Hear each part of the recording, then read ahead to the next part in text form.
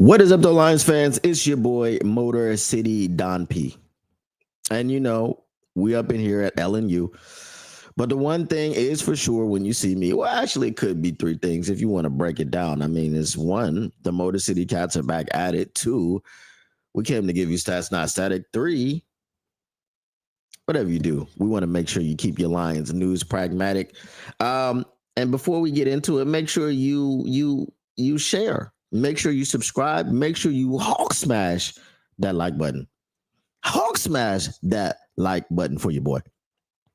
What up, though, Tactical Sport? What up, though, Just a Fan? What up, though, everyone else who is coming in, straggling in?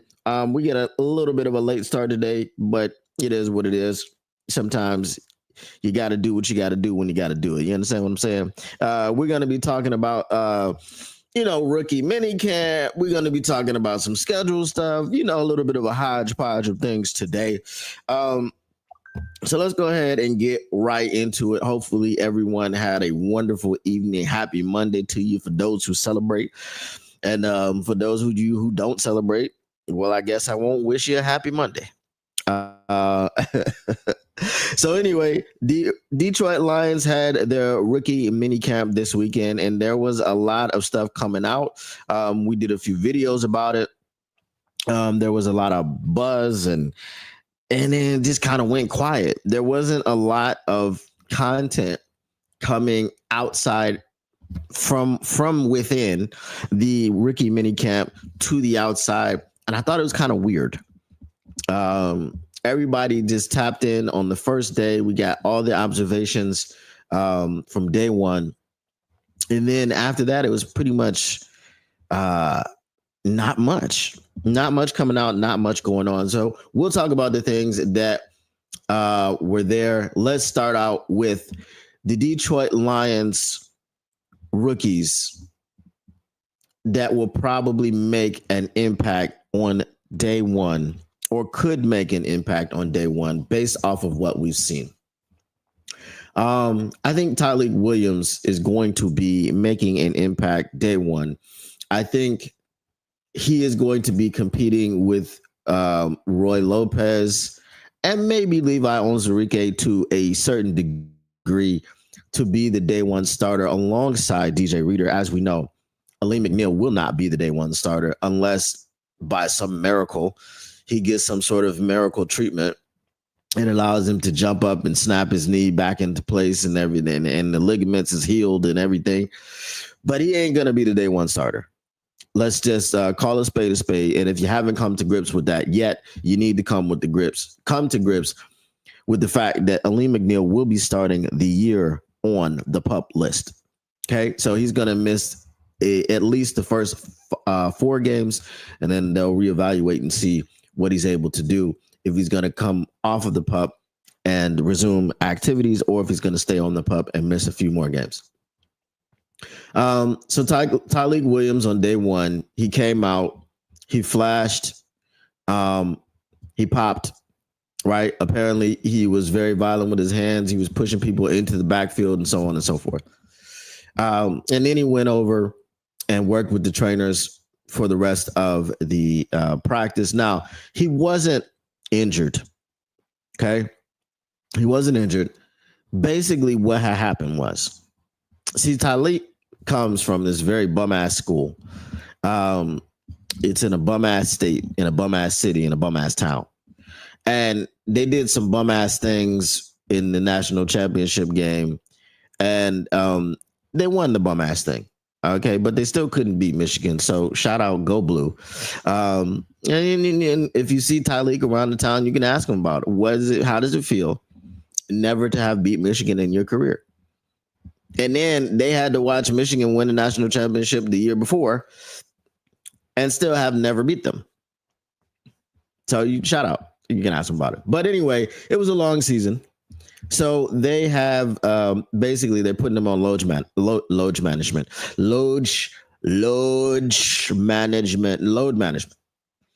Okay. But basically all the reports were he showed you what you want to see from your number 1 overall pick. Okay. Not the number 1, but your number 1, your first round draft pick. It was in stark contrast to what people were saying about Mason Graham. People were saying that Mason Graham looked like trash. And again, I caution everyone to jump into too many conclusions as far as what you are seeing from rookie mini camps. There are wide receivers that look fantastic.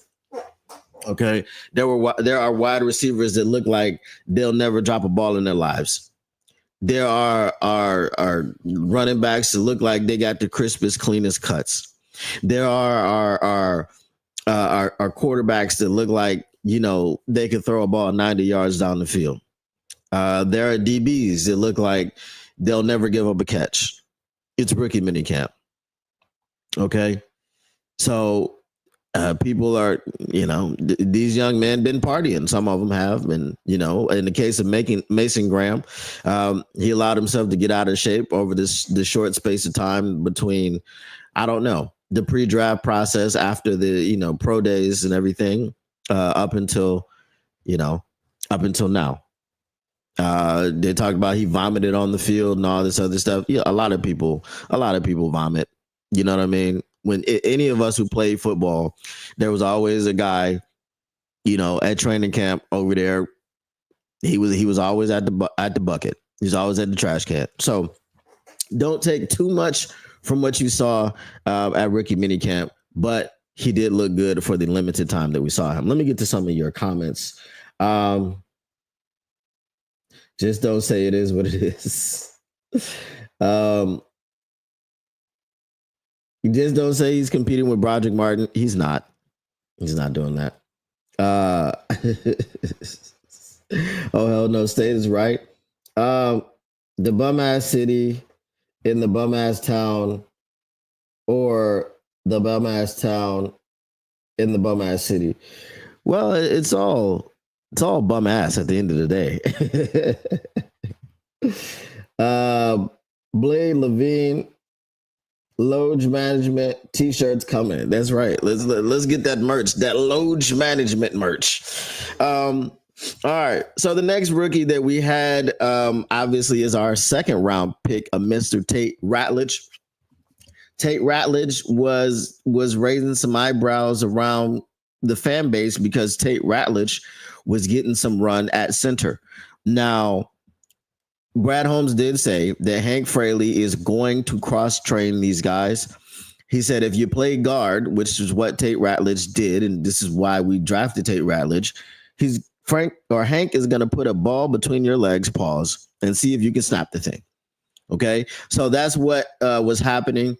I understand that he was coming out of his stance really controlled, and the reason why that's a little bit, or why that's a good thing, because everyone coming out of their stance in control is a good thing, but he's very tall, right? And sometimes he plays his guard position high, okay? You got to keep your pad level low, so sometimes he'll raise up and get a little bit too high. So to have a guy that's that tall, which, centers are usually kind of shorter in stature. They're usually like 6 foot, 6'1", or whatever the case may be. To have a guy that's that tall to be able to come out and be able to step left, step right, and be under control from step 1 to step 2, 3, 4 like this is a very good sign. Now, I don't know that he's going to be playing any backup center. I guess you've given yourself some flexibility with, you say, okay, well, we found this guy who can not only play guard, but he can play center for us. Okay. Now, do you know who else plays guard and center for us? It's your boy, Graham Glasgow. For whatever reason, Graham Glasgow was not very impressive last season. Especially towards the end of the season. I think he was playing some of his worst football. I don't know if it's some of the worst football of his career, but it was just some of his worst football. Now, there's speculation that there could have been injury or things of this nature, but it was never talked about publicly. So we don't know what the reason was. All I know is that he wasn't great last year, and he was looking like the weak link on a very strong offensive line. So will this emergence of Tate Ratledge, does this mean that he's being given every opportunity to beat out Graham Glasgow? right? Graham Glasgow plays guard and center. Well, if Tate Ratledge can only play guard, can he really replace Graham Glasgow? The answer is no, because Graham Glasgow is still going to be your backup center. Okay. We expect Tate Ratledge to push for a starting position, okay, at the guard or a starting role at the guard position. However, if he does not start at guard, he could be your backup center, right? So these are the things that we're looking for with him. But good things being said about Tate Ratledge. All right, let's see. Hassani Mahdi, what is going on? How goes it?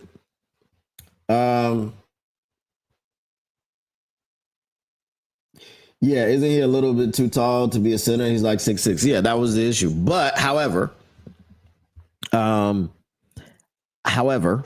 he is good at it. So so if he's good at it, and if he's good enough to play it on the NFL level, you see a lot of guards transitioning to center.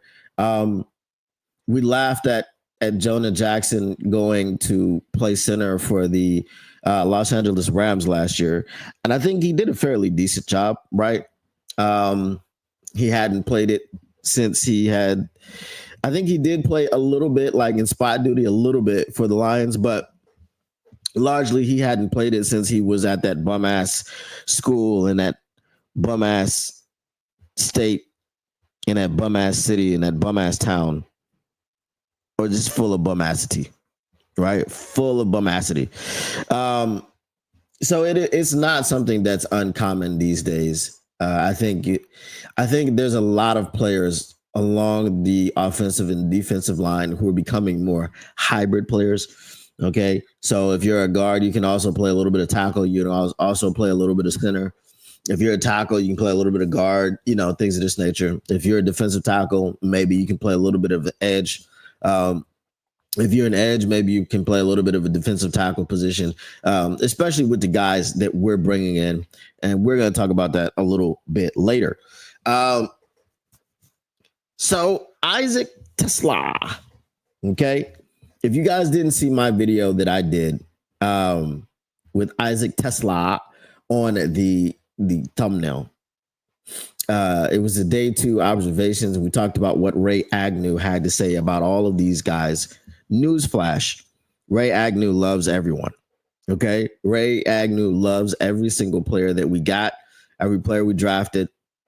I don't know. I didn't really hear him talk about the undrafted free agents, the guys that we signed, but he loves everybody.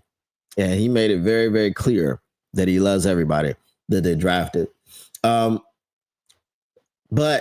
there was an incident where, I'm having fun with Isaac Tesla's name, and I'm having fun with it because I've heard 3 different variations of his name. I've heard Tesla, I've heard Tesla, and I've heard Tesla. So I was like, yeah, I'm just going to add Tesla as the 4th variation. So someone comes on one of my videos and calls me a racist. And he says that I wouldn't be disrespecting him like this if he was black. Okay. Right. Because I consistently don't like Jared Goff because he's white, right? I'm not a fan of Matthew Stafford because he's white, right? I don't like Jake Bates because he's white. Is that what we're doing? Is that what we're doing? We're having fun with the guy's name because there's so many different variations out there of how to pronounce it.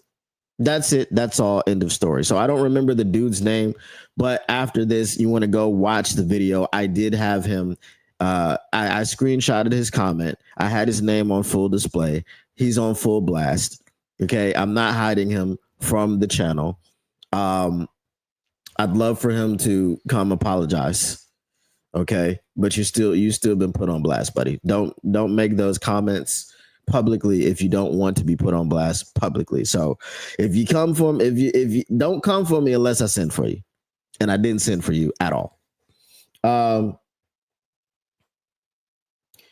Dolo Dynamite says whoever said that is a dumbass. Yes, he is a dumbass. Uh, Easy, what up, my guy? He says, "Don't listen to the trolls." Yeah, I usually don't, but don't call me a racist.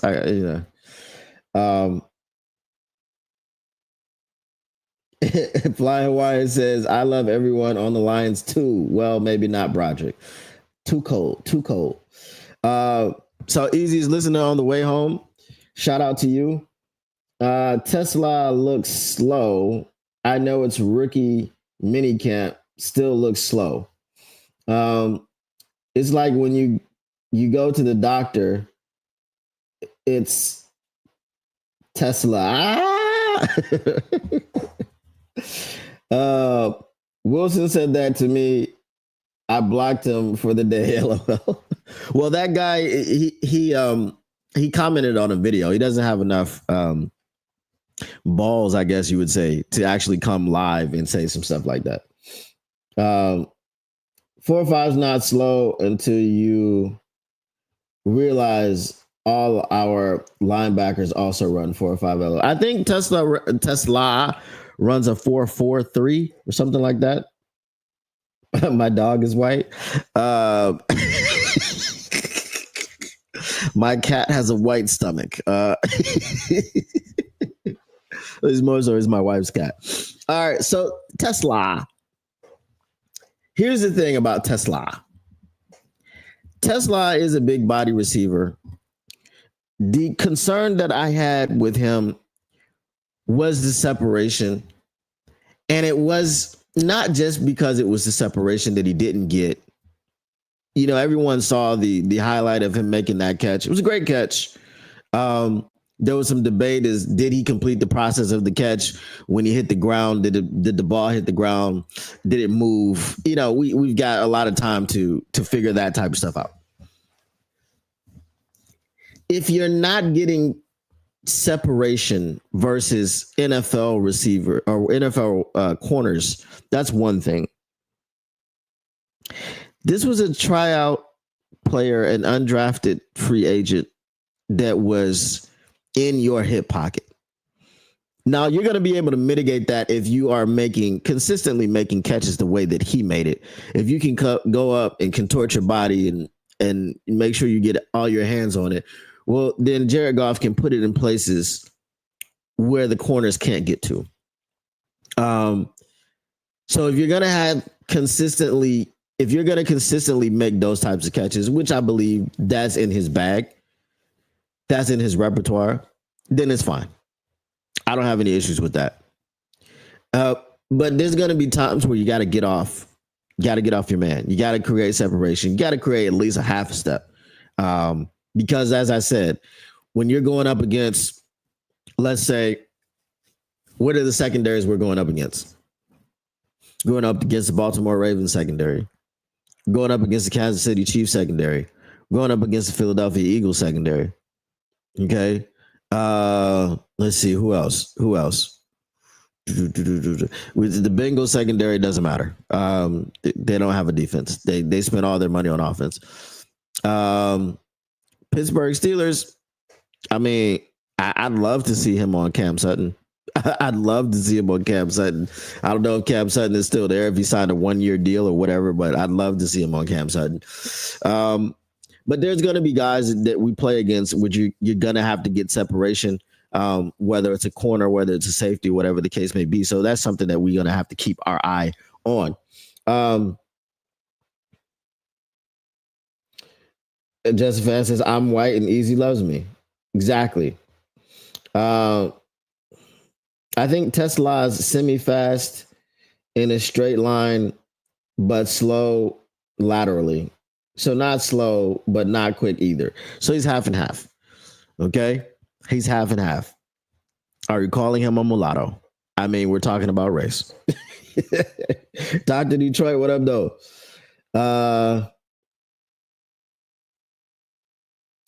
What? Dr. Detroit says, "I'm white as Casper. Easy is a down ass MFer." What up, though, Brent Lighton? Uh, Tesla's RAS was amazing. Yeah, he's very athletic. He's very athletic. Um, who gives it? So, Dr. Detroit, I think you missed out.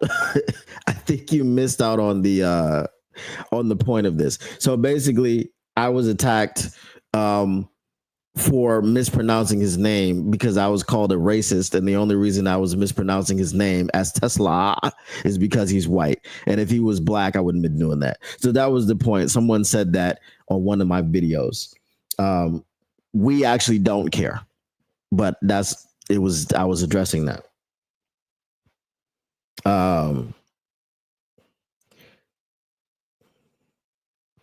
What's going on out there, says Coach Gump. All right. So anyway, like I said, we will keep our eye out on Isaac Tesla. I just do want to see some more situations where he's separating better. But he'll learn some intricacies of route running and things of this nature. I mean, he's got Amon-Ra St. Brown in the room with him. So if he's learning from Amon-Ra St. Brown, which you would expect that he is, right?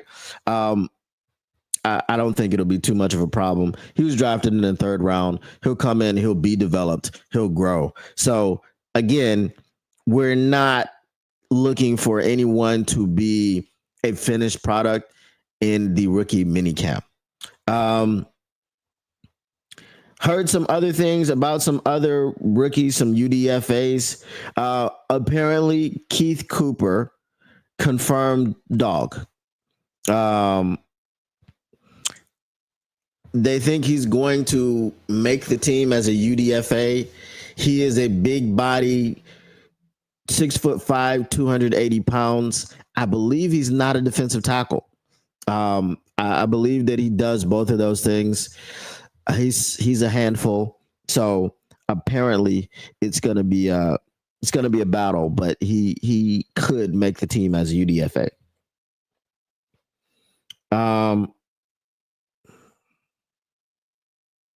He does know how to use his body position to create natural separation at the catch point. And then that's not separation. Yeah, we mean separation between you and like a step, half a step, something that signifies that you're open. You can make a living being a contested catch maker. That's what it is. If that's what you were brought in here for, then that's fine. But I would just like to see him be a little bit open. You know what I mean? That's what I mean by that. All right. Let's see.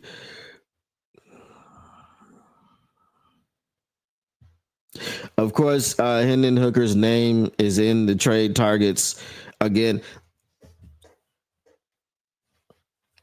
Is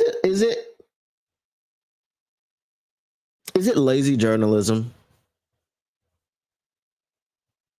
Like that's the thing. So everyone who has a quarterback situation, Hendon Hooker's name is going to come up and he's going to be in the trade conversation.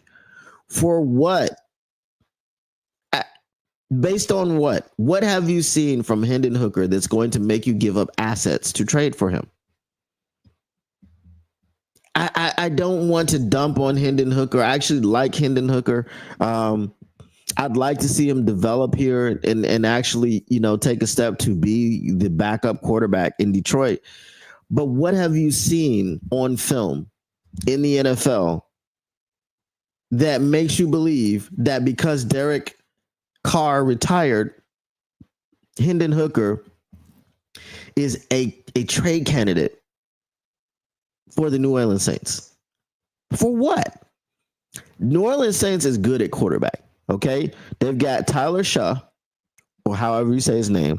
They've got Jake Hayner, and they've got Spencer Rattler. Okay, all of those guys suck, and they're going to lose a whole lot of games. And they're going to take the number 1 pick, and they're going to draft Arch Manning.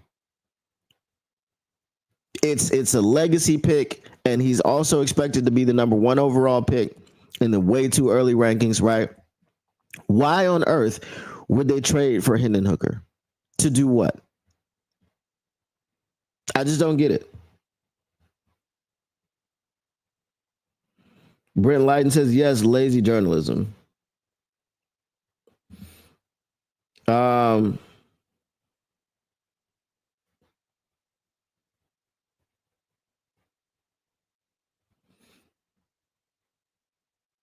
who is Coach Gump? So I don't understand why and it's annoying. It's annoying when we just keep on talking about Hendon Hooker as though he's this. And the Detroit Lions destroyed any trade value that he had by bringing in Teddy Bridgewater off of the street, out of high school football coaching, and placing him as the second string quarterback in a playoff game in which he did actually have to enter. And he did lead a scoring drive. While Hendon Hooker was listed as your third string emergency quarterback. He doesn't have any trade value, folks. They killed that when they made that move. Right? If he had gone into the playoff game himself and he led the same drive for a score, then you could say he possibly has some trade value, maybe a fifth. But what value does he have now? None. None at all.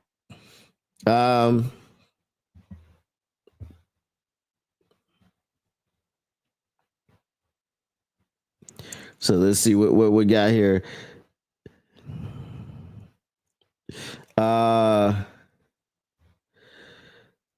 Cedric Sweeney says, I'm so sick of these MFs trying to get Hendon Hooker traded because they fear he might beat out Goff. Stiff ass Cleveland got 5 QBs, NY got 4. Apparently Jackson Dart is going to be him. That's what I heard.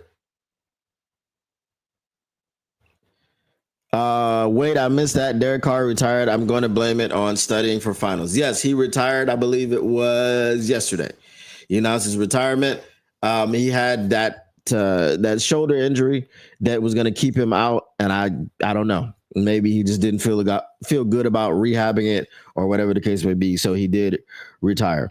All right. So the Detroit Lions did make some roster moves. They did have tryouts during rookie minicamp. Okay. And they signed 3 players. So who did they sign?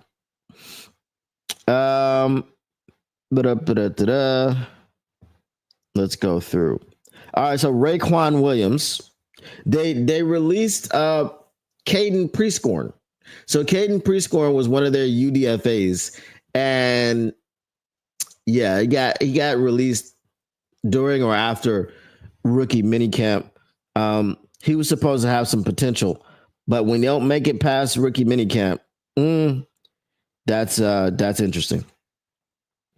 So it's the roster's officially up to 90 players. On Monday, the team announced they had signed 3 players who were at rookie minicamp as tryout players over the weekend, releasing another tight end, Luke Deal, wide receiver Malik Taylor, and defensive lineman Raekwon Williams are all now officially part of the team.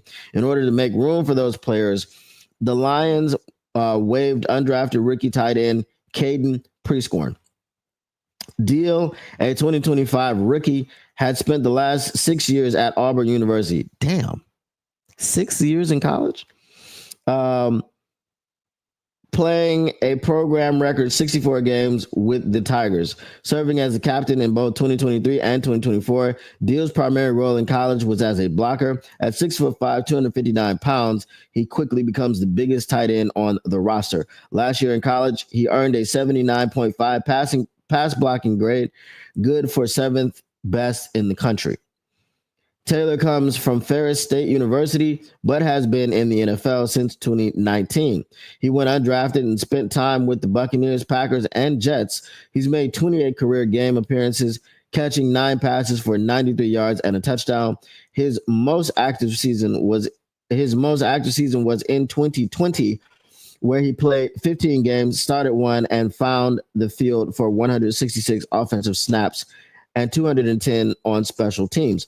At 6'3", 220 pounds, and with 4.46 speed, Taylor is a veteran wide receiver, X option for Detroit. So he's going to be over there competing with Isaac Tesla and Timmy P. I don't think Timmy P is competing with anybody, but that is what that is. Williams, too, is an NFL veteran, a former Michigan State Spartan. Williams went undrafted in 2020 and spent time with the Eagles, Jaguars, and Panthers, playing in 7 games total. Williams is 6'4", 305 pounds, and most of his playing experience is at defensive tackle. Now, I got to tell you, I am pretty surprised. There is a contract that I expected to be announced. I don't know what's taking so long. I don't know what it is. Maybe they're working out the kinks on the contract.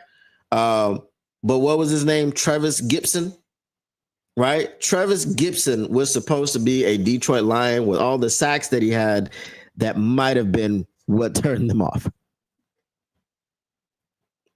He might have had too many sacks. I thought maybe the injury history would have been like enough for Brad to sign him, but he might just have had too many sacks. That might have been it. Because we like guys that don't get sacks.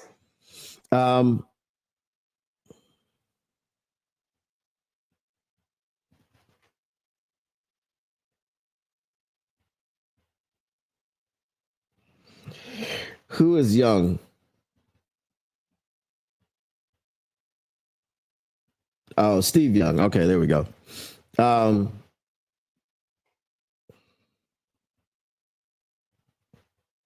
Aaron Gibson gave up sacks. No, Travis Gibson. We're talking about. All right. So Travis Gibson was not signed. I thought he was pretty much a shoe-in. He was a former Chicago Bear. I think in his first year as a rookie, he had like 7 sacks, and he has one season where he had 10 sacks. And he's also dealt with some injuries. But I thought that he would be the type of player that we would sign, but I guess not.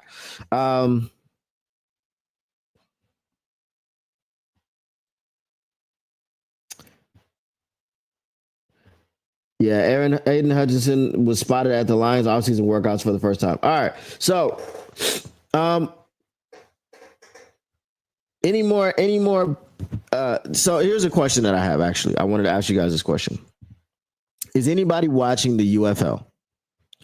Are there any players that you guys are looking at? Because last year it was Jake Bates, right? I called him Jake Bates Motel because his leg is psycho. There were other people who came up with silly nicknames like Boom Boom Bates, which was crazy. But this season, no one has caught my eye, and I'd be lying to you if I told you I watched a Michigan Panthers game or any of the UFL games. I don't know the team names. I know the Michigan Panthers and St. Louis Battlehawks. Is it the San Antonio Brahmas? Is that the Rocks team? I don't know. That's pretty much all I know. So if anyone has been watching the UFL, shout out to Derek, Lion Syndicate. I know he did a video about bringing in a guy from the UFL who's currently on the Michigan Panthers, who apparently was drafted by the Minnesota Vikings. I think it was in 2020. He's a defensive end. So is there anybody that you guys would like to see brought in by the Detroit Lions from the UFL? A 16 for 16 kicker. We got Jake Bates. I think we're good. Bates, the kick master.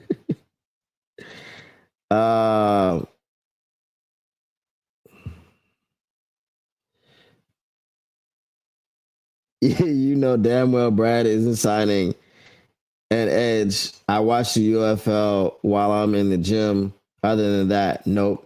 I don't even know when it comes on, bro. Like their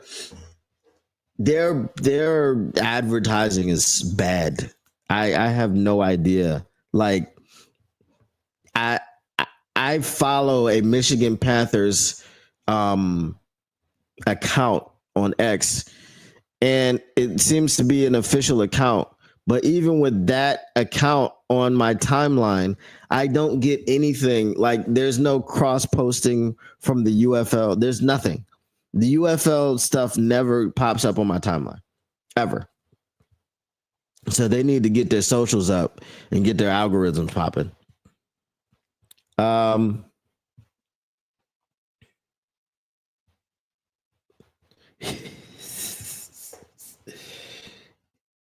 uh, oh my goodness. The Chiefs are trying to get Zadarius Smith. Well, if the Chiefs are trying to get him, that just tells you everything that you need to know. The Chiefs are at the top of everyone's mentions when they talk about Super Bowls, Super Bowl contention. So if a team like that is trying to get him, and they do get him, then we need to get Jadeveon Clowney on the phone. Somebody was in my comments hating really, really hard on Jadeveon Clowney, like, oh, he's a diva, he's this, that, he's a, and they were saying that they would take Ahmed Hassanin over Jadeveon Clowney. Okay, well, see, nothing against Ahmed Hassanin, but he was drafted in the 6th round. Jadeveon Clowney was drafted number 1 overall. Jadeveon Clowney has 56 sacks in a 10-year career. Okay, Ahmed Hassanin is yet to play a snap for the Detroit Lions.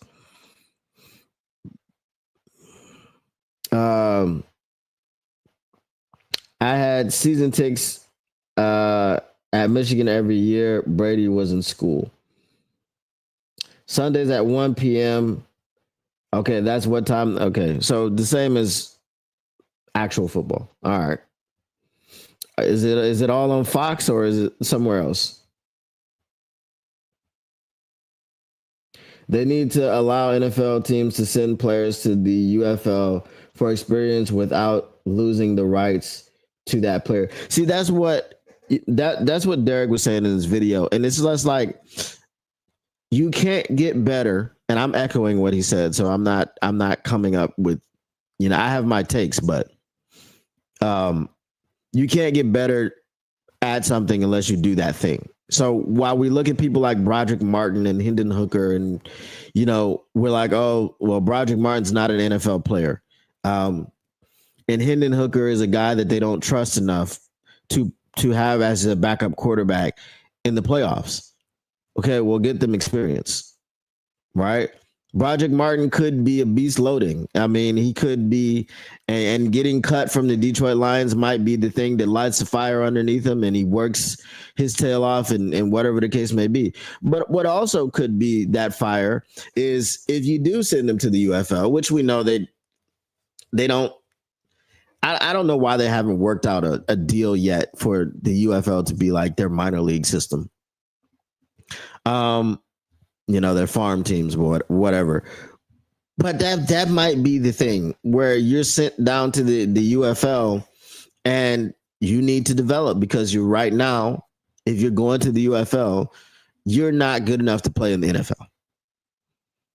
That's how players would look at it. And it might help out Broderick Martin. I know he's continued to transform his body, continue to drop weight and things of this nature, get a little bit less flabby, right? However, maybe that's the motivation that they need.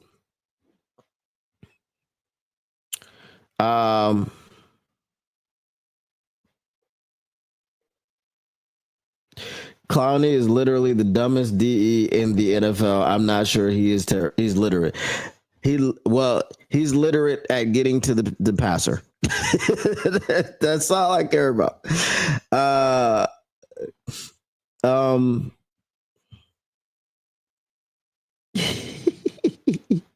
Broderick bust Martin.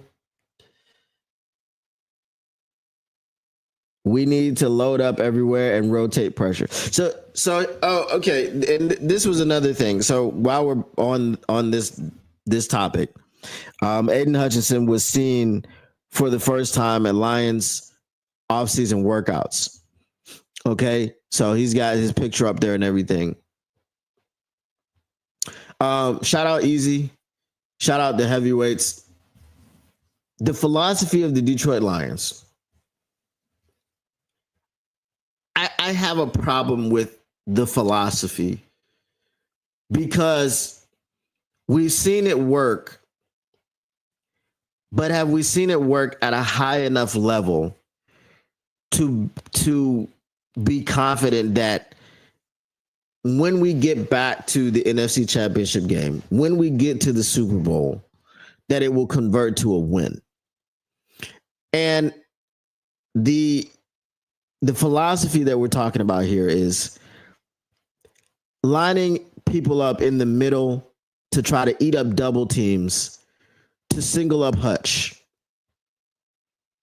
and let him get to the passer. And in 5 games last season, or 5.5 games, he had 7.5 sacks. Albeit one of those games was 4.5 sacks. So that means over the other 4, he had 3 sacks.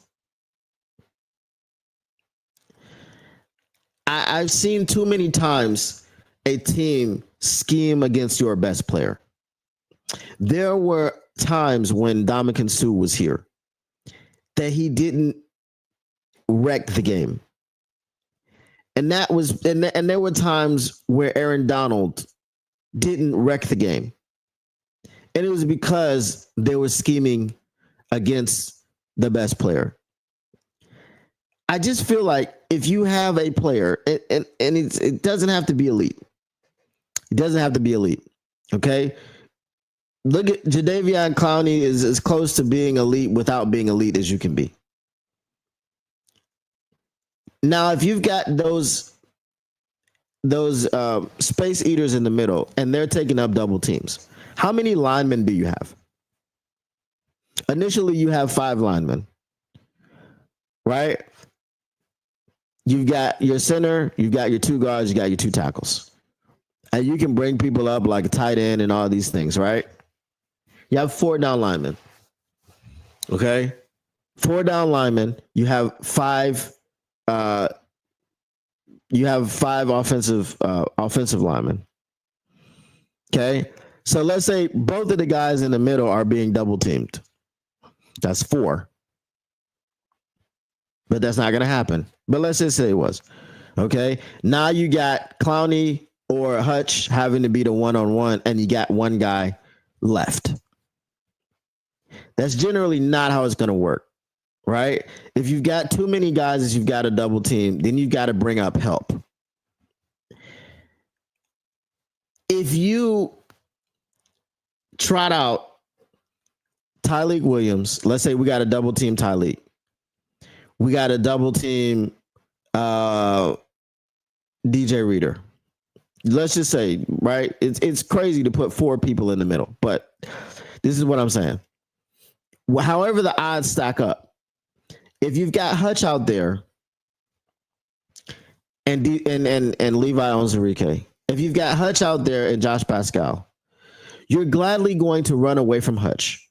You're going to scheme up your offense so that you help on Hutch and you attack the weakness. Now, what you're hoping is Marcus Davenport is not weak on the other side, because he's not if he's healthy. So you're hoping that you have that. You're hoping that you have a guy that can beat one-on-ones. But again, if Marcus Davenport gets hurt, you don't have another guy that can win one-on-ones. So then if you don't have another guy that can win one-on-ones, then you're going to scheme Hutch out of the plays. You're going to scheme around him. You're going to run away from him. You're going to find him wherever he is. If he lines up on the left, you're going right. If he lines up on the right, you're going left.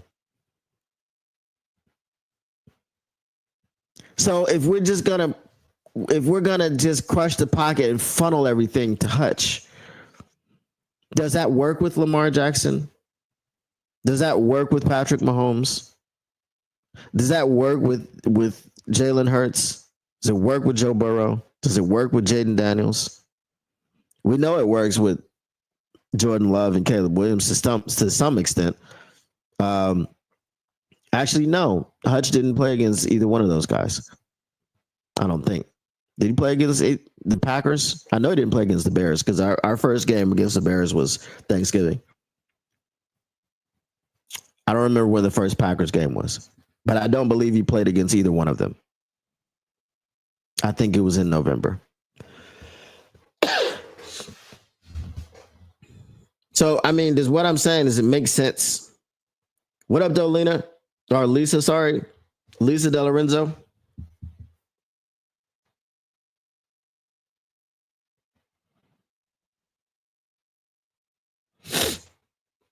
All right, let's put your comment. It says, I want to apologize to anybody that I may have offended, but we are so close to making history as champions. I'd be flipping out. Lions Nation. We got you. It's passion, it's love for the team. And that's where it all comes from. It all comes from that. If Davenport hits the lottery and plays the first healthy season of his career, then we are all set. Yes. If.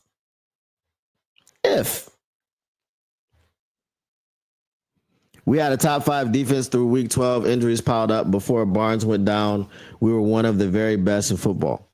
You are correct. Okay? And I will not argue that at all. But are we able to continue that pace against this schedule?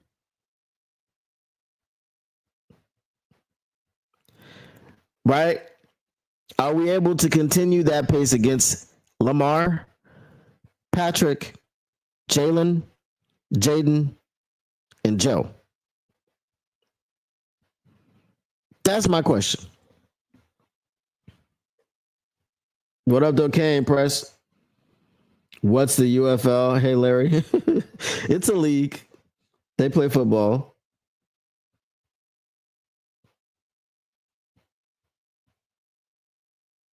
The Lions have the best roster in Lions history, period. Flying Hawaiian. Don't worry. Don't worry. Don't take the bait. She's talking about Tinder.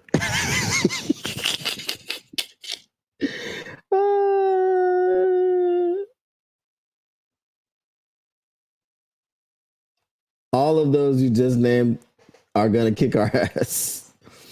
All right. Our team is mostly young, ascending studs who haven't hit their prime yet. Yes, I expect most of the players to improve this year. I just that's my question mark over there. Opposite Hutch. I really, really do hope that Marcus Davenport, as you said, hits the lottery and plays the first full season of his career. I really do. But I'm not counting on it.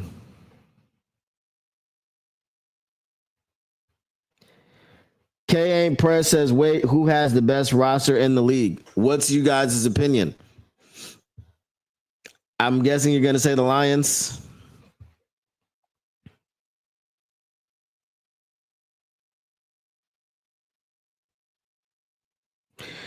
All right. Yeah, but you simply can't get a sack every game. Sometimes they come in bunches, and other times you can't buy one. I got you 100%. The only thing that I'm saying is that it's we got a weak link over there. And if we short up the weak link, I would feel a lot better.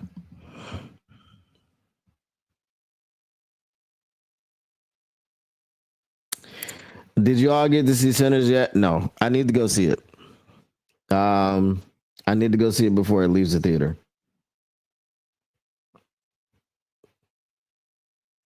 All right. Speaking of the schedule, leagues have been coming out. What are you guys' feelings on the Eagles not opening the season against the Detroit Lions, but opening the season against the Dallas Cowboys? What are your feelings on this?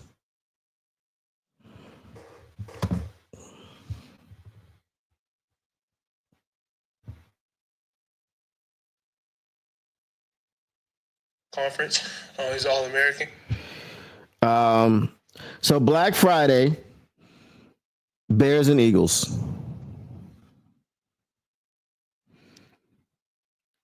Christmas, Broncos, Chiefs.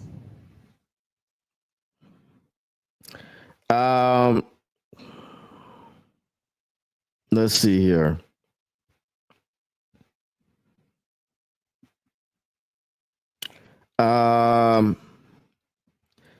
We said Black Friday, Bears and Eagles. Week 13. I really don't know why they're putting so guess who we're not playing for Thanksgiving this year? The Bears.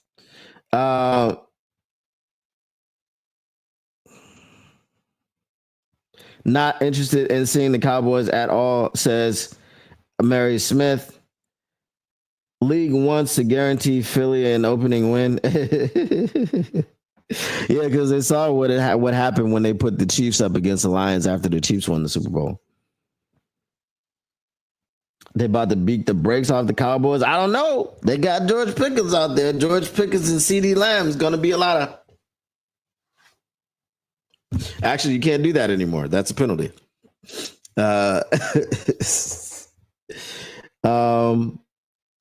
It must be a full moon because Chef is responding to my comments. Well, there's no moon out where I'm at, so I wouldn't know.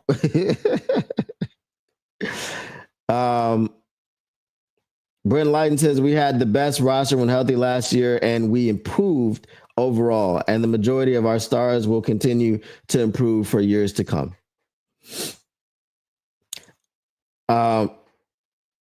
I'm going to try to be a little bit more optimistic. I know it sounds like I'm like crashing out and I'm hating. I'm not hating on the roster at all. I don't trust the health on the other side of Hutch.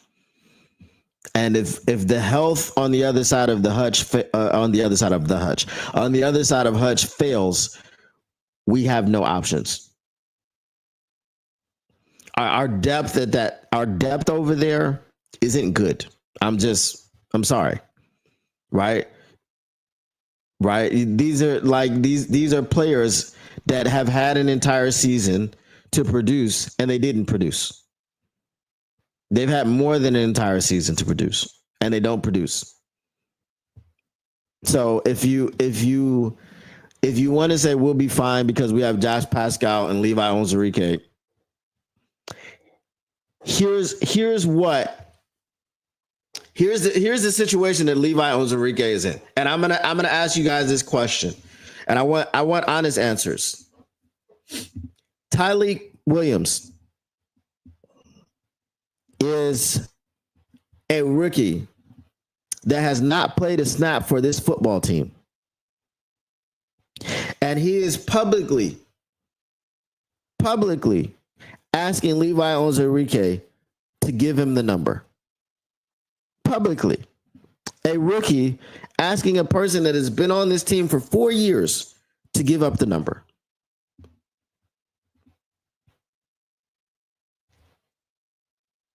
What rookie wide receiver is coming in asking Amon-Ra St. Brown for 14?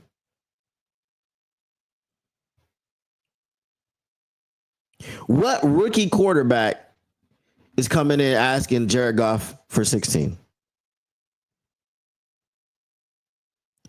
What rookie running back is coming in asking Jahmyr Gibbs for 0? Which is gonna be weird. It's gonna be weird seeing Jahmyr Gibbs rocking 0. What rookie wide receiver is coming in asking asking Jameson Williams for number 1? What rookie defensive end is coming in asking Hutch for 97?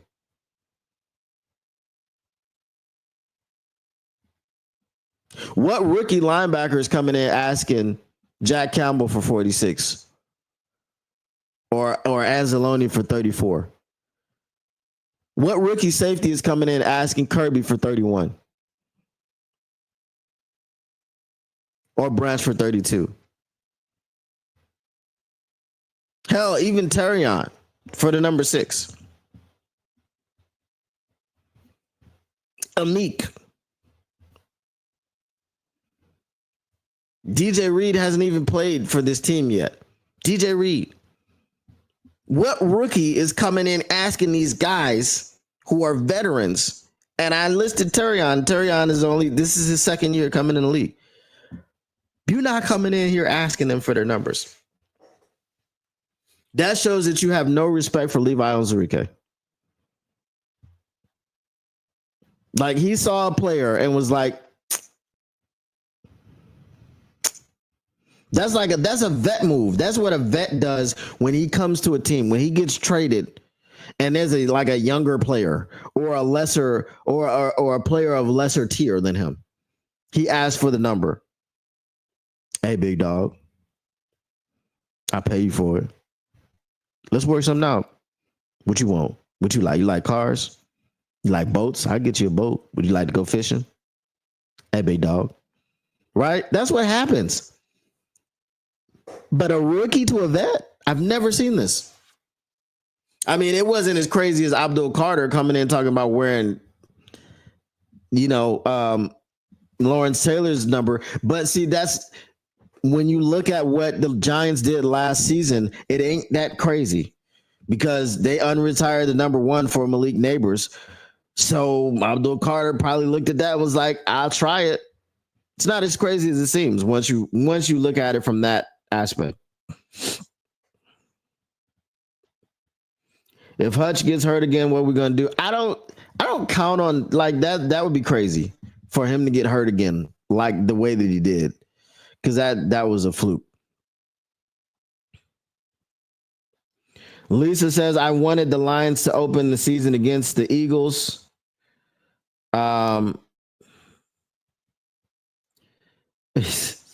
Cowboys just added another turd to their punch bowl, and George Pickens.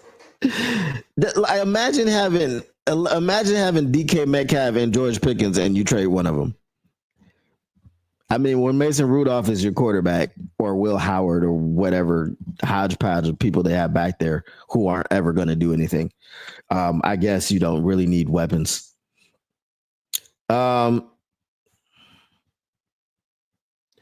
That's unfair. We have DE's opposite Hutch. It's just that we don't have an edge behind Davenport. That's my point. I'm saying if the health on the other side of Hutch doesn't uphold, our options are what? Josh Pascal, Levi Onwuzurike, El Quadin Muhammad. Am I missing someone?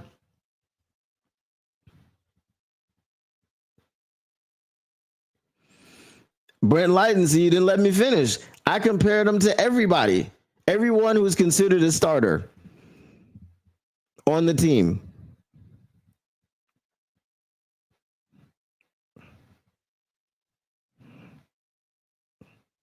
Cedric says that's disrespectful.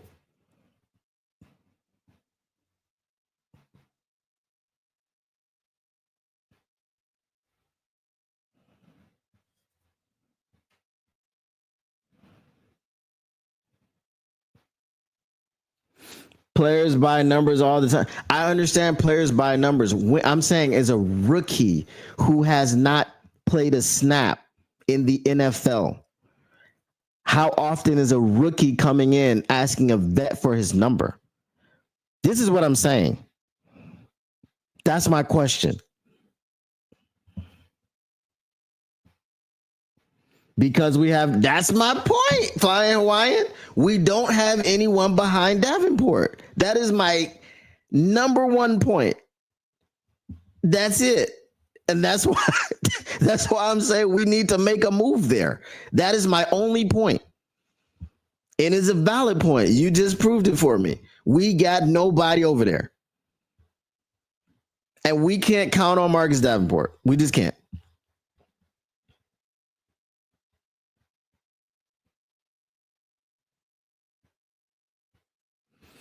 Levi is not a starter. Okay, it's fine that he's not a starter. If Marcus Davenport gets hurt, will Levi Onwuzurike be a very big part of the defensive line? Will he be kicking to the outside? Right? I'm pretty sure he will. He did it last year.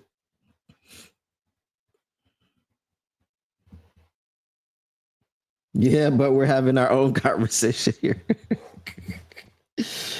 uh, I think Ahmed Hassanin will come on strong the second half of the season. Hopefully, Davenport makes it that long. Okay, so here's my take on Ahmed Hassanin, and I said I was gonna try to have his brother on the show today, but he didn't want to come on. So it is what it is.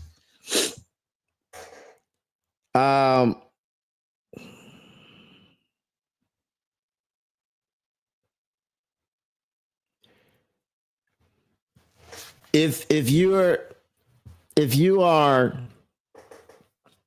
expecting a 6th-round rookie to do anything, that's fine. But I'm not going to do that. I'm not going to put any expectations on a person that was drafted after the 4th round.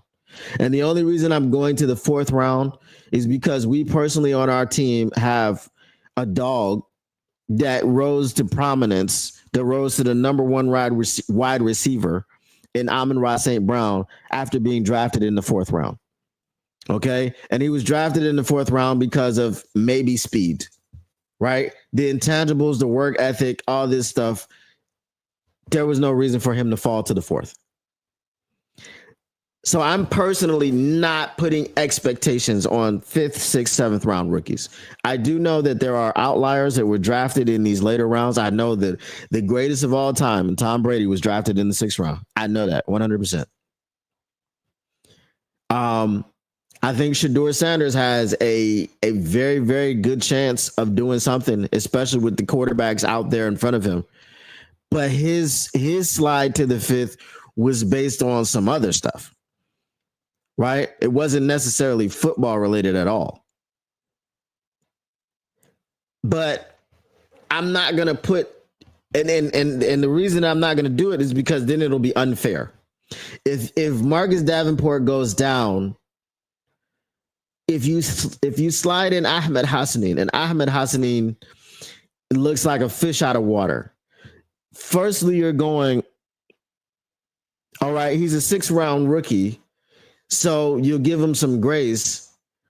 But then how long does it continue? And then you're like, man, are you mad at him or are you mad at Brad for not addressing it sooner or addressing it in a different way? So I don't have any expectations for Ahmed Hassanin. I hope that he balls out. Just like I love it. Gotta love it. I don't have expectations for him. I don't have expectations that he makes the team. He's a 7th-round wide receiver. We've been down the rabbit hole of of Antoine Green and Dylan Drummond and all these guys that were UDFAs or very, very late round draft picks, 6th, 7th round draft picks, thinking that they were going to make the team, overhyping them and all this other stuff, only to find out that they weren't up to the task to play in the NFL. And that's because Brad Holmes has done such a wonderful job of drafting, right? He's done such a great job of drafting. Like, look at Mekhi Wingo. We expect him to hit in the 6th round. We expect him to hit in the 7th. We expect him to hit in the 5th. Right? We expect these things now, but I'm not going to let that expectation make me have expectations. Right? Because it's unfair. Like, this is a guy, Ahmed Hassanin, who has been playing football for 5 years. It's unfair to have expectations for him. Because if he doesn't meet those expectations, then you feel a certain kind of way, right? Whenever you have expectations for someone or something, if they don't meet the expectations that you have, you're a bit bummed out. Right? Am I wrong here?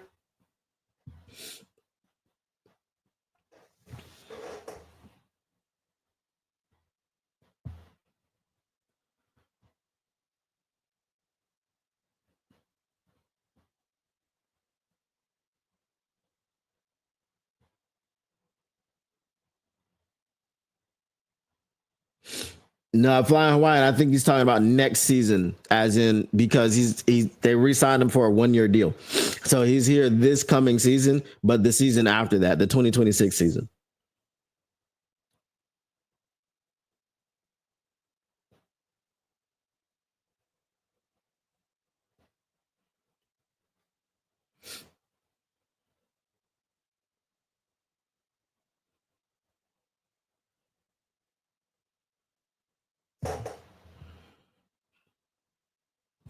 So Brent Lighton says, I was on Ahmed Hassani last season. He can set the edge and crush the can already.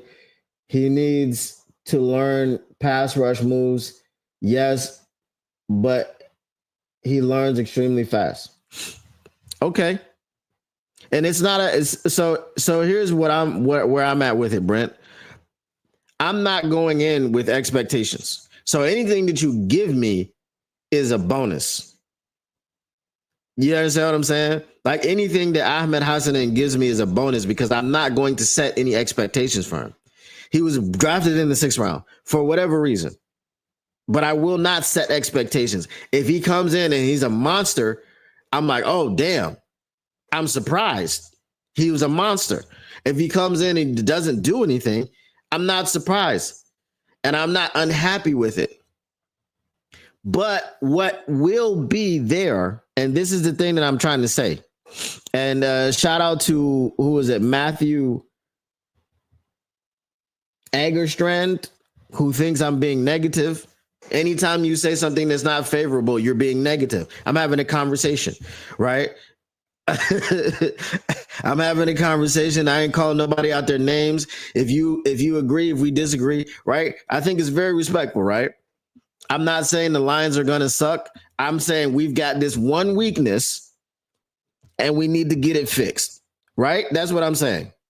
Okay. So I don't think I'm being negative. I think I'm just I'm pointing some things out. All right. So here's the thing where I'm at with it, Brett, right? Because, and this is where I said it's unfair, because Brad didn't address the edge situation before round number 6. If it so happens that Marcus Davenport gets injured, and then you have a 6th round rookie who you throw in there and throw him in the fire, if he doesn't produce to a level that is going to help us be Super Bowl contenders, then the criticism is going to fall on him in some people's eyes. And that's where I say it's not fair criticism. It won't be fair because he's drafted in the 6th round. I don't have the expectations. Does that make sense? Am I making my point? Love His Problems drops.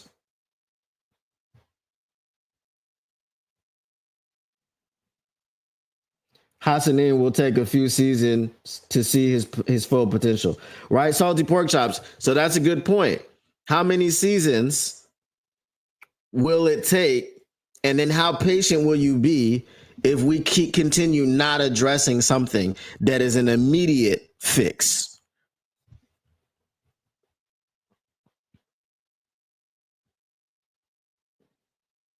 Hutch, JMO, and Sewell still haven't peaked. Yeah, and that's... You making my point for me, Brent.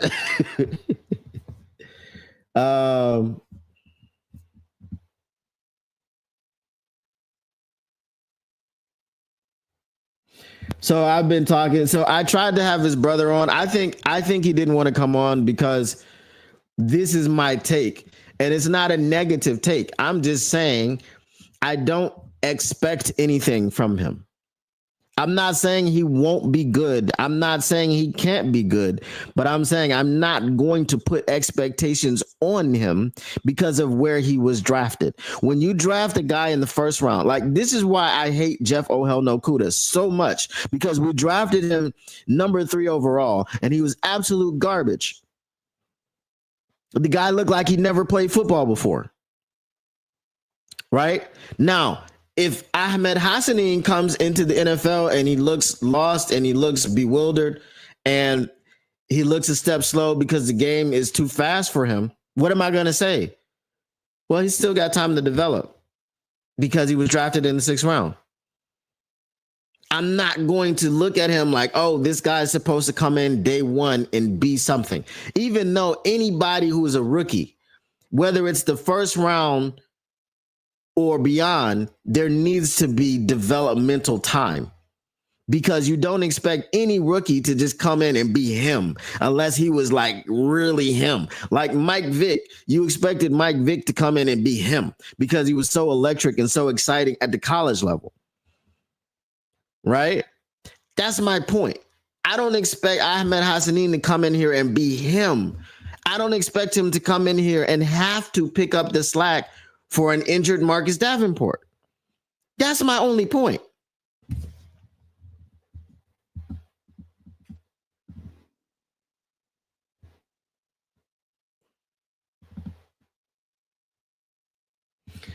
Brent says, name me one team that doesn't have a weakness. If one specific starter gets hurt, I will win. I'm not saying that, man.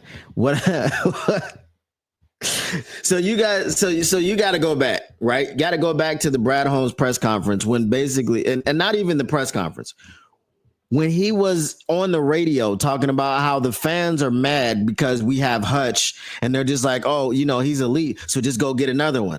I'm not asking you for another elite edge rusher, just one with competency. Marcus Davenport is that one with competency. Marcus Davenport is a fantastic player. He's a phenomenal player. I would love for it to, the entire season, I would love for it to be Marcus Davenport and Hutch doing sack dances around the quarterback for the entire season. I would love for quarterbacks to literally quit and be like, God damn, man, see, I got to deal with this dude on the left, and then I got to deal with this dude on the right. What are y'all doing? Somebody help me. Help me. Right? I would love for that to happen. But because of Marcus Davenport's injury history, it probably will not. So what I'm asking for is a Zadarius Smith, a Jadeveon Clowney, somebody who can win one-on-ones outside of Marcus Davenport, because Marcus Davenport will likely be injured again. This is all I'm saying. I'm not saying that you got to have the best depth in the world. But the drop off that we have from Marcus Davenport to the next person, as Flying Hawaiian said, we don't have anyone behind him. That's why we need to make a move. That's all I'm saying.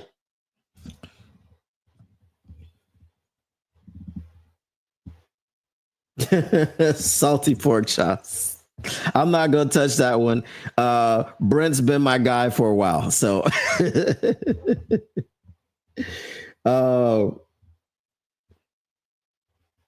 St. Brown played for USC, a far cry from Boise State.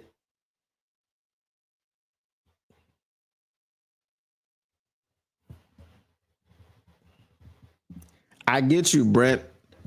But is it better? So here's my question to you, Brent. Is it better for me not to have expectations for him, or to have expectations and then be let down if the game is too fast? Because 1st round at Oregon is great, but we're talking about the NFL, where all the tackles, even the ones that aren't, well, I can't say all the tackles are good, but it's NFL talent you're going against week in and week out.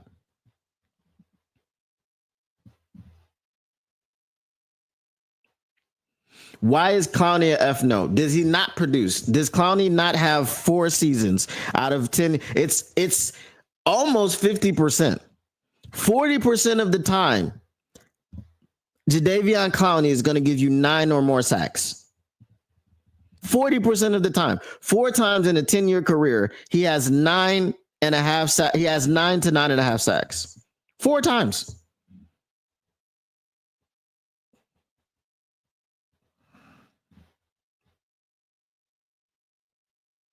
Brent knows the deal, says Lisa De Lorenzo, but doesn't want to admit that Marcus Davenport will not be available.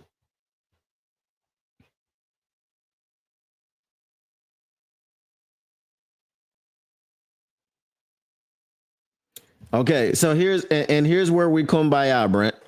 He says, I don't have expectations for Ahmed to break out immediately, no, but I would not be surprised to see him come on strong late in the season. Okay.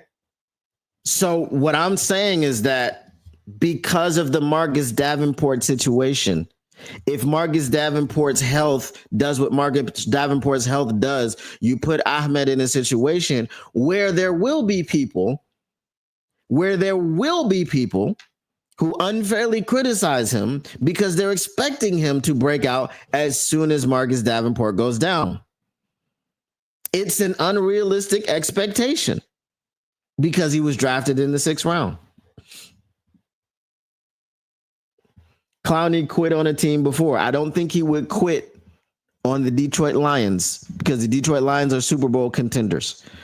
I understand the culture and everything, but sometimes you just got to go get a dog.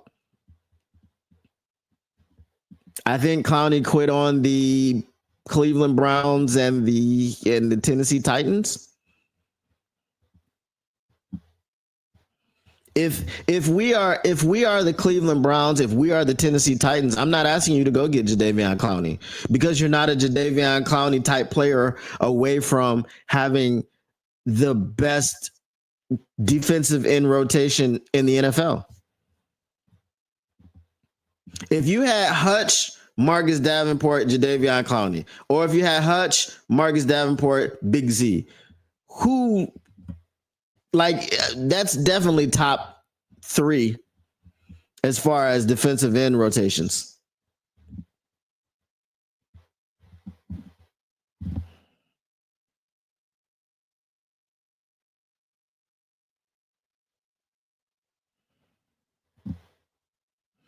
Mike Green did play against Oh Hell No State and dominated.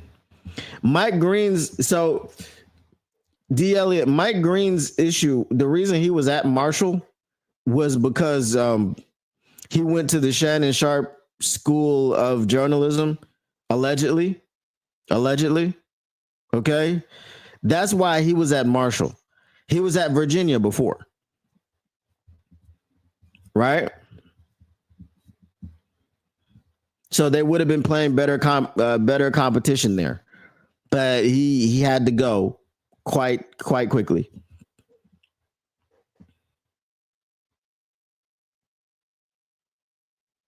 Clowney is probably the best run defense DE of the available free agents. And that's facts. Clowney is better at defending the run than Zadarius Smith is.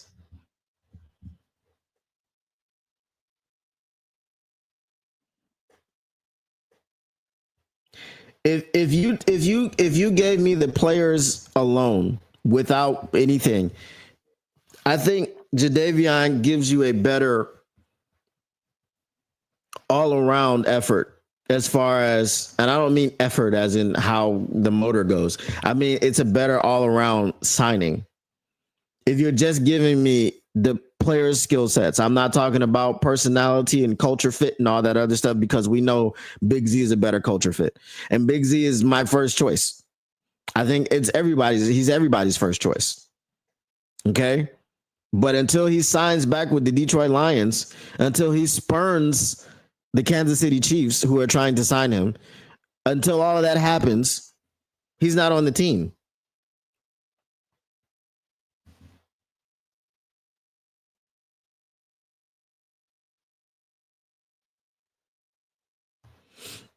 All right, Clowney is a turd. I don't expect Davenport to play a full season at all. I do not trust his health, but I love what we did in the draft. We got deep on the O-line, and I think DT was our number one immediate need.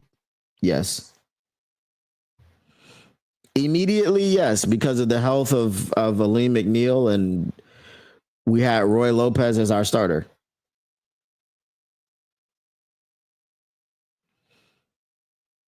If it came down to Clowney or Z, I would sign Z 100%. I would as well. Because we know that when push comes to shove, we can trust Big Z. We know that about him. Because he's already been on our team.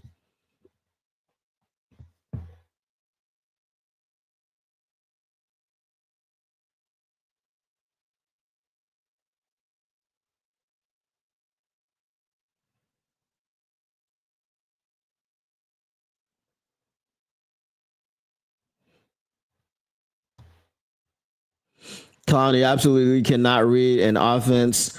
The stats show more reverses are run on him than any DE in football, and he is a huge turd. We don't bring in turds.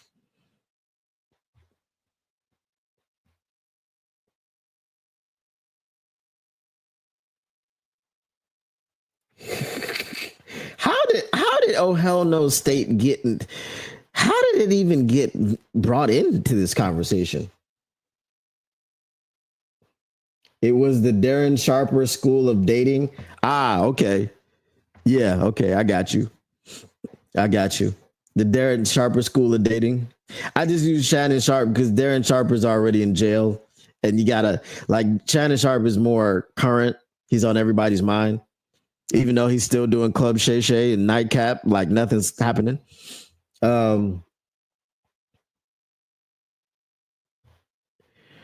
I think Brad should be bringing Z back not only for the potential production, but also imagine how much he could mentor a player like Hassanin. Facts. Like I've already said that Big Z is my choice. If we're talking about Clowney or Big Z, we already know how Big Z works in this system. We all wanted to see Big Z alongside Hutch. So we all wanted to see that. Yes, Z will sign months from now. Like I'm expecting him to sign after training camp. I'm not expecting him to sign now. But until he does sign, you understand what I'm saying?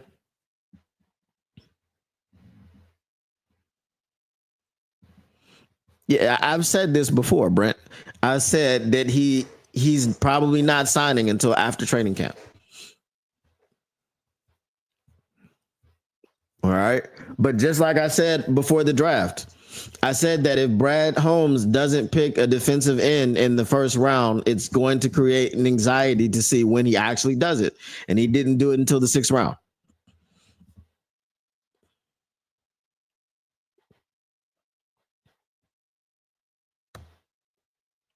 Cedric Sweeney says, I'm going to say this. I pray Hutch is a beast when he comes back and stays healthy, but he has an injury history too.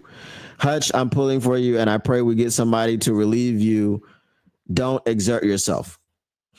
And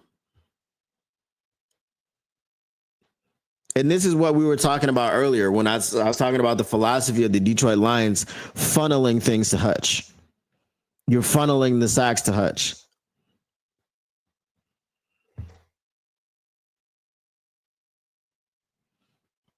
The only issue with Z is he doesn't set the edge well, and that's why I said Clowney's better at it. But yes, everyone has their warts, but Big Z, we know he fits on this team. Big Z is my first choice and probably Brad's first choice. Facts. I'm not saying that 313 Thug Living. Oh, okay. I'm sorry. I thought it said 2. Okay. So he says much love, no Diddy. I thought it said 2. I was like, what? I know he started his trial and everything, but you know.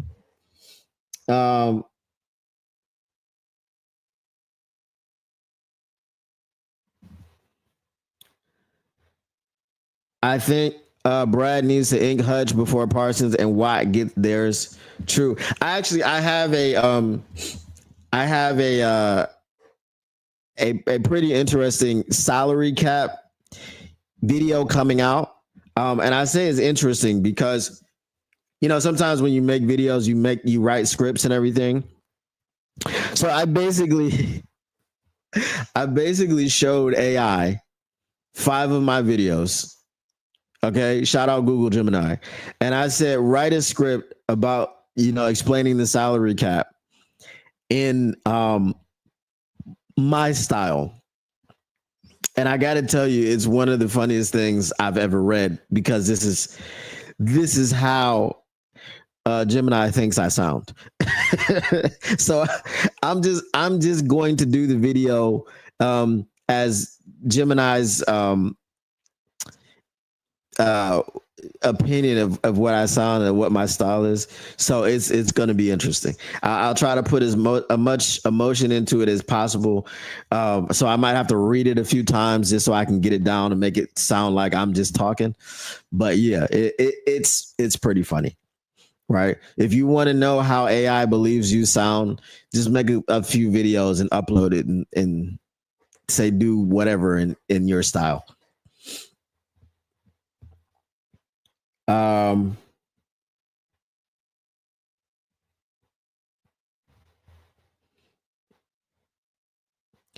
Brent Lighten, I said I saw that as well, and he also said, but I'm the type of person that wants to have some insurance. That's all we asking. That's all we asking for some insurance. That's all. Not flood insurance like Jeff Risen said, but injury insurance, medical insurance. That's all we want.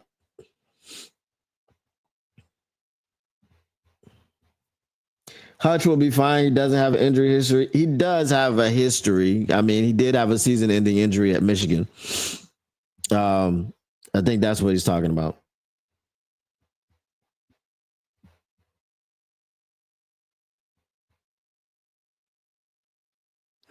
He said, I had too many characters that wouldn't let me post. Overexert yourself, Hutch. Yeah, don't overexert yourself.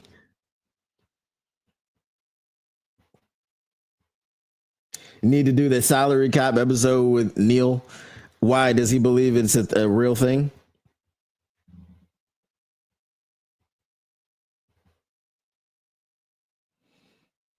Did he break his other leg? I thought he tore his ACL. I thought it was a knee injury.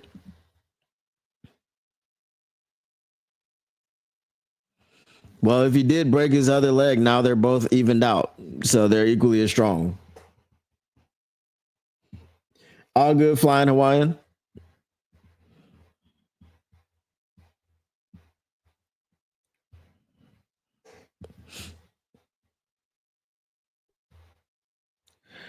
All right, y'all. That is going to be it for me today. Tomorrow, I will be on my own channel specifically. If you have not subscribed, make sure you go and do that. Make sure you hawk smash that like button for your boy. Okay, he did break his other leg. Okay. All right. Well, now they're even out. Now he really is the Wolverine, right? He's got adamantium legs on both sides. So he should be able to stick his foot through Caleb Williams' helmet a few times, and he won't feel a thing. All right, y'all. As I said, I will be back tomorrow on my channel specifically. If you have not subscribed over there, make sure you go and subscribe to Motor City Cats as we are back at it. And we came to give you stats, not static. Whatever you do, make sure you keep your Lions news pragmatic. And we are out of here. Peace.